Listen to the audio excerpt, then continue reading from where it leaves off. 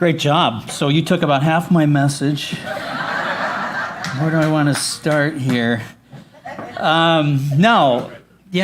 Last week talked about purpose and meaning and, why we're here. And I think that strikes a chord in all of us. And so a little backstory, just kind of let you in on what goes on in my head. Last week, not this past week, 2 weeks ago, I was struggling with the voices. You guys got voices in your head that talk to you? And the voices were telling who do you think you are? And I get these voices. Anybody could do what you do. You're not impacting anyone's life. This is all a farce, which is a really scary thing to hear for a pastor. But Sunday, I thought I had a decent message talking about purpose and our why. And after the service on Sunday, I heard from many of you, and I rarely hear from any of you, just so you know. Good or bad, either way, it doesn't really matter. But I heard from a lot of people Sunday, even into Monday, about the message and about how they had been thinking. Even a couple people today walked in and said, I've been thinking about that all week. But no one asked me the question. What's your why, Rusty? No one. Oh, I'm glad you asked me. What's my why? My why, I discovered my why in my mid-30s when my life was really at a low point, when my life was falling apart. And God began to put my life back together. And my why became pretty clear. I want to help other people put their life back together. I want to help other people discover the same hope that I discovered in Christ. I want to help other people understand they don't have to live like that anymore.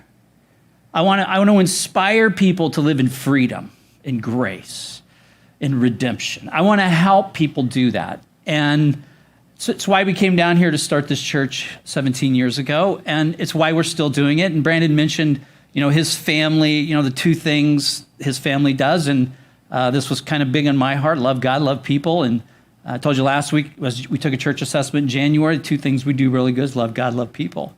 Some of the things we don't really do good, though, is go and make disciples, is to help people discover their why and then live it out. And I told you this last week. I think a lot of times we don't do that is because we're not even sure we're a disciple. And Brandon even hit on that, so I'm not going to go into a lot of it. But we don't go make disciples because we're struggling with our own discipleship. Like, I'm not even sure I'm a Christian. Maybe. I hope I am. How can I disciple someone else? How can I? But here's the deal. Once you figure out your why, it just kind of flows out of you. Brandon, help with that today? Yeah, I don't sing. So your why, I think all of our whys, especially for followers of Jesus, are that same kind of thing, is that we should be here to encourage others, serve others, love others, give to others. Because remember, your purpose in life is not about you. For 35 years, I tried to build my life around me, my happiness, my net worth, my house, my vacations. I tried to find my why and develop my purpose and my meaning from within me, and I failed miserably. It wasn't until I figured, it's not about me, because I receive the greatest amount of love when I'm doing something for someone else. And this is why we go on mission trips and serve others. And we don't even know what that is when we help someone, something comes back. And I had a long conversation with somebody about that this week. But that's the way it's supposed to be. We give, we love, we serve, we teach, we sing, we give, we build. Whatever we do, that's our what. Your why is others. And why? Because that's what Jesus did. So disciple, what is a disciple? I pulled up the definition, Webster. One who accepts or assists in spreading the doctrines of another, such as Christianity. One who accepts and assists, it's a key word, assists in spreading the doctrines of another. As followers of Jesus, we're called not to just believe, but to be disciples, to assist in spreading the doctrines of another. Now, I think we see kind of bad examples of this where, somebody's holding up a sign or preaching on a street corner. And I'm not saying those aren't good things, but I think most of us won't do that. We're not going to knock on somebody's door. And really, those have become people are like, thank you, no thank you. I walk by the street preachers. I mean, they're a little creepy to me. If that's your gift, that's your gift. But I just think it needs to flow out of who we are rather than what we see. It's in you already. Your what and how is already in you. You're beautifully and wonderfully made just the way you are for a purpose, to carry out the why of God, to be a part of his kingdom, to assist in spreading the good news or the gospel. And it happens in many, many different ways. Disciple is actually interesting stat. The word disciple is used 269 times in the New Testament. The word Christian, how many times do you think it's used? 3. So are we called to be Christians? Are we called to be disciples? Yeah, we're called to be disciples. Now, again, it's disciples can be a little confusing, can be hard, can be, that's scary. I'm not sure I can do that. Yes to all of those things. But the truth is, it's already in you. It's already in Brandon. Guy can sing. It's already in him, his what and how. Mine is to encourage others, to inspire others, to give to others. And nothing makes me feel better than having somebody say, what you said today really inspired me. Wow, okay. That we do it because it just flows out of us. Now, you don't have to be a preacher or a teacher or you don't have to work in a church. You don't have to do any of those things. It can flow out of you whatever you do, wherever you're at, because you were built to do what you do. Doesn't have to be even telling people about God all the time. It can just be walking alongside people, encouraging people. Eventually the conversation might roll around to why? Oh, why, you're asking? Yeah, I've found that being a disciple of Jesus means I do this. I serve you, I love you, I give to you, I help you, I encourage you, I inspire you, I write notes to you, I call you, whatever that is, because it's not about you. So, that's all I have to say today. Vince, come on up. My friend Vince Simplicio, I have you a microphone somewhere. Some of you know Vince because he has been in your house putting down your floors or putting up your pergolas or breaking up your concrete or doing whatever Vincent does. I've known Vince for, 5, 6 years-ish. I think I actually met you via your ex-wife and the Currens. The Currens knew you. I knew your ex. She taught yoga. I was in her yoga class. And so we kind of had mutual friends that rolled around. So Vince has been on this discipleship journey. And we had dinner, a month ago. And I talked through some of that. So we've got 10 minutes. Not long, but long enough. So just tell us a little bit about your early years. You're trying to figure out your why. What did that look like?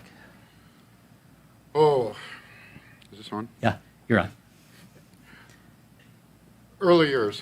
Okay, before I share this, the first thing that I would like to say is in no way am I glamorizing what I'm going to share. Everything that has happened to me in my past has turned out to be an extremely valuable lesson that helps me today, in my day-to-day, in my discipleship, in being able to look at people and not judge and not say they're doing that, they're a bad person. Decisions. We go through life and we're faced with decisions. Something happens in front of us, we decide to go right, we decide to go left, we decide to go straight, and then we have to live with that decision. I come from humble beginnings. Earlier in my life, say the first 10 years would be the part of my life that I felt was most normal. And as it turns out, it was very not so. First 10 years of my life, my mom and dad were together. Everything seemed to be peachy, perfect. Then parents got divorced, and you get to learn exactly how not perfect it is.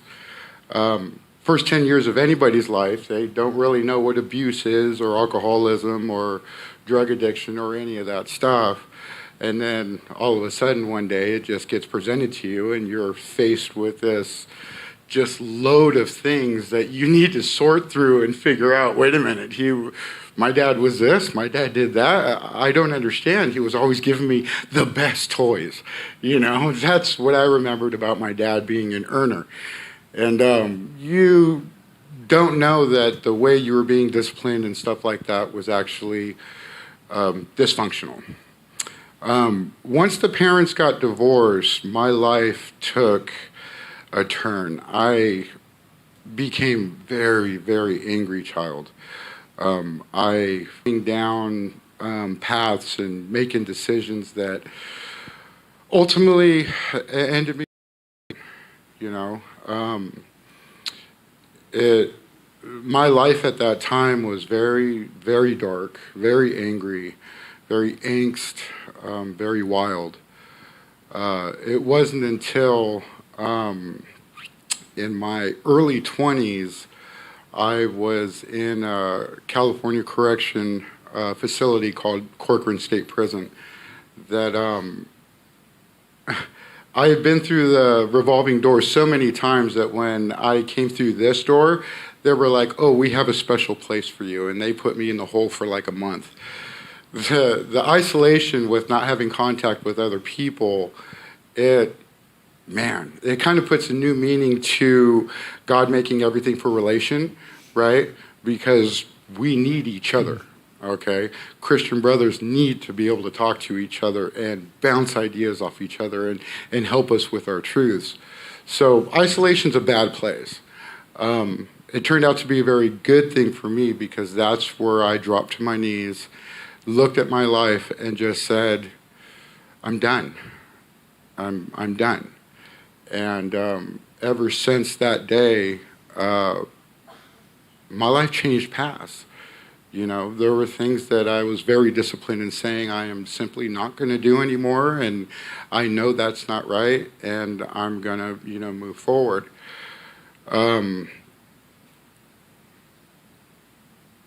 Looking back on that part of my life is how I know God exists, because I wouldn't be here today if He didn't. There was so you took a helping. little journey though, trying to find Jesus. Oh yeah. A little bit about that, because I think all of us try to find Jesus. Like, okay, where you at? Like, we kind of. Yeah. So once I dropped to my knees and I told God I'm done, and then I started realizing that I did have a Father that was guiding me through. I started exploring.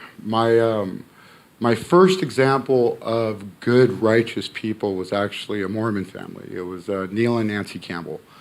I had never experienced people who could do things selflessly, and they were my first example of people that would do things for you and not want something in return. And me coming from the streets, I was like, wait a minute, you're giving me something, what's the catch? What you want something. I'm going to have to do something, it'll be something. But with these people, there was nothing. They loved to do things, and not just from what they did with me, from watching them with other people.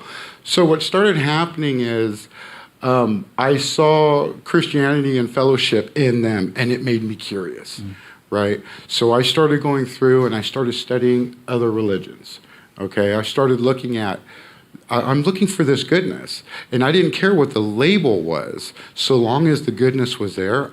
That's what I wanted to see, that's what I wanted to find. So as life went on, I had my beliefs on success and all this good stuff, and I wasn't quite there yet as far as what my why was. I was still searching, Ultimately, when I was about 31 years old, I went around the world. I had a death in the family. My little brother was very close to me, and it kind of prompted a change in me. I shut a very lucrative business in Los Angeles down, ended up moving to another state that I knew nobody except for my aunt one person. And I went around the world. My last stop, I was in the middle of the desert of India getting certified as a yoga instructor, trying to find my center. You know, another organization I was looking for the goodness in, and it was there. While I was in the desert in India, I met my wife. And 30 days later, we were married. And I have two beautiful children that came from that meeting. God, I got to tell you, the one big thing, the next cosmic hallelujah was having my firstborn and becoming a dad. That made a change in me that I didn't understand. I really didn't. And at first it was fear. You know, I was scared. Here I've got a wife, I've got this young child that I need to provide for. Oh boy, let's go. All I knew how to do was go. That's it. Just go. You know, that was it. Anything in the way, it didn't matter. I was a steamroller to just go right through it. It wasn't until later that I started realizing, okay, there's details that I'm missing. You can't just steamroll through everything. And then the second born was, came along and stuff like that. Ultimately, the marriage ended up in divorce. It's been about 4 or 5 years now. And that put me on another journey, you know. I got to tell you, all the times from my past, and I've dug into my past, right? Because you have to. I'm looking for the lessons. As my faith grew stronger and my studying grew stronger, I realized that in every situation that we have, there is a lesson, especially if it's painful, right? Somebody had told me once that pain was a gift from God. Okay, I wonder who said that. Wasn't me. So let's just jump forward here in the last 2 or 3 years. I mean, so let's talk about your discipleship process. I mean, being a Christian, yes, but what about the process of being a disciple as Vince, not as Rusty or as, because you're stepping out and doing some different things probably you never saw yourself doing. So the reason why I bring up the divorce and those pains being the gift and stuff like that is, yes, the divorce was hard. It was extremely painful, right?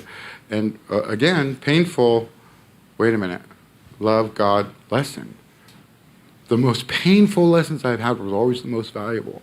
So what that divorce did is it started working on my thinking. I started managing my thinking better because I didn't like all that hurt. I didn't like all that pain. And the only thing I knew how to work through it is to dig into myself, to find the truth and honesty in myself to be able to move forward. And one of the truths that I had was, instead of saying, oh, she did this, it's all her fault, that's why the marriage went apart. That's not true. It takes two to tango in everything. So what I started doing, how could I have done things differently that would have changed these possible outcomes? Now, after the fact, we never know. If I did this different, would this have happened different? You don't know. It's already passed, right? So all you could do is do the work and look into yourself. So the divorce actually being a good thing had me digging into myself more as far as, okay, you know what? You know what kind of man you've been, but what kind of man do you want to be? You know? What kind of man do you want everybody to see when you go out and you do your things? I do know one thing. I don't want to be a nice guy, okay? My goal is to be a good man, okay? Nice guys do weird things. Good men, they try to keep a straight and narrow, and I'm very straightforward. I'm very outspoken, you know? So digging through the divorce and digging into myself and saying, what is it that I need to make, what kind of honesty can I give myself to make myself better, okay? And I started digging, right? I dug into, like we discussed, I've dug into Adam and Eve. I've dug into the definition of Eve, looking into ancient Hebrew and breaking down root words in ancient Hebrew to be able to help decipher how Eve is explained to us in Genesis. And I have come to some revelations. It's crazy. The 4 loves, I've been digging into that, okay? The first love being brotherly, sisterly love. The second love being family love. The third love, physical. And the fourth love, the God, the agape love. You know, digging through that, I realized that I put way too much emphasis on the physical love in the earlier time of my life. And it helped me realize, do I want to be that man? No, I don't want to be that man. Yes, God made physical love so we can have attraction and we get attracted to each other, right? But that's just it. You know, you put too much emphasis on one of those loves, it's not going to work. You know, and I had too much emphasis on the first one, right? So it's another thing that I've found. Have I worked it all yet? Nope, still working on it, still studying. You know, right. But I think you've discovered your why. Your why. I mean, what would you say your why is? If I said, "What's your why, Vince?" Not your what or your how, because I know your what. Jesus gave us our why. Right. Way back when he said, love your neighbor like you love yourself. Yeah. He didn't say, only if they listen to the same music as you do. Only if they eat the same food you do. Only if they live like you do. You know, it doesn't matter. You're supposed to love your neighbor like you love yourself. Right. The biggest part for me was to love myself first. Yeah. To be honest enough to myself that I could start doing that. And then I could start sharing love with other people, you know. Earlier you talked about the gift that God put in all of us, okay? Brandon obviously has his gift. You know, he goes. And what we're supposed to do when we realize we have found that gift, we're supposed to give it away, right? Okay? I do give it away. Some people pay. Some people get it for free, okay? But no, you found your gift. Your what, your how. I don't build. You've seen me build. I'm crap. But it was so beautiful that I didn't know what Brandon was going to talk about today, by the way. I didn't know he was going to share that today. And I threw away 2/3 of my message because I didn't need to give it.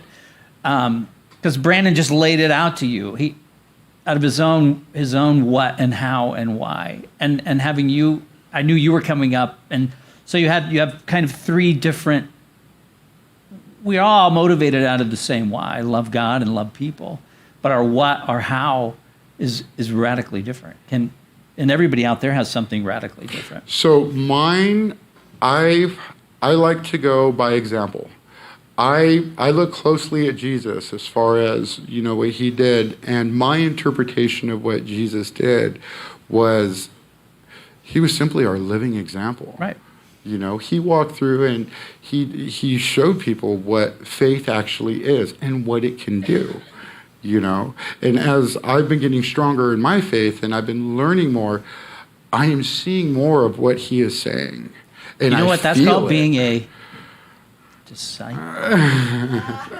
That's all it is. I followed that lead. When I go through and I'm built a certain way, okay, I can go out and do things that a lot of people are not built for, right? So I will go and pick the absolute hardest thing, and you know what? How do I do that by example? I smile through every minute of it, okay? And then when we're done and everybody's grumpy and falling apart and all this, you smile and you joke, you know, because it's over, it's done. I've seen you do that. You know? Okay, so you're just gonna lead us right into communion. Okay. What you just said. How do I do this? And you answered the question already. I follow Jesus. I follow the example of Jesus. And last week, you know, I ended with it's not about you, and that's the secret to life, by the way. Nobody wrote that down. I'm sure nobody wrote that down. It's not about you, and once you discover that it's not about you, life all of a sudden gets much better. And the reason I know that for a fact is because I follow Jesus. And Jesus came and he taught and he loved and he healed. But in the end, he died. Whether the people around us know it or not. Exactly. Whether they're in this room or not. We are all in this together. Well said. Well said. So I am going to, the band is back. I'm going to have that. I'm going to hand that off. Thank you. Give Vince a hand.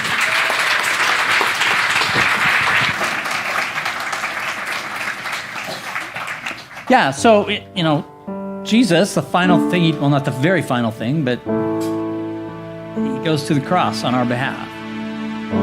And he says, pick up your cross and follow me. This is the best possible way to live, which makes no sense. And Paul actually says the gospel sounds crazy to people. Like, no, that's not the best possible life, to pick up your cross and like serve people and love people and forgive people, really? And Jesus says, yeah, this is it. And then he gives up his life for us while we were yet still sinners. He looks down at the people who pounded the nails in his hands and feet and says, Father, forgive them. They know not what they do. This is the calling. It's also the best possible life. And I want you to know that. It's my why. It's why I stand up here on Sunday. Sometimes that makes sense, sometimes I don't, but I want you to know that. And I want you to find it. I want you to find your what and your how. So you too can become a disciple of Jesus. I'm going to ask you to stand. We're going to pray. And there's elements in the front. They're also in the back. After prayer, if you want to get those, we'll end with communion. God, thank you. Thank you for everyone in this room. Thank you for the opportunity to follow you, Jesus. And it doesn't matter what we do in life, whether we sing or we build or we talk or we write or we love, we give, we serve, whatever we do, God, we do it for you. And in finding that, we find life to the fullest. Why you came for us, Jesus. As we take this bread and this cup today, we're reminded of what the Father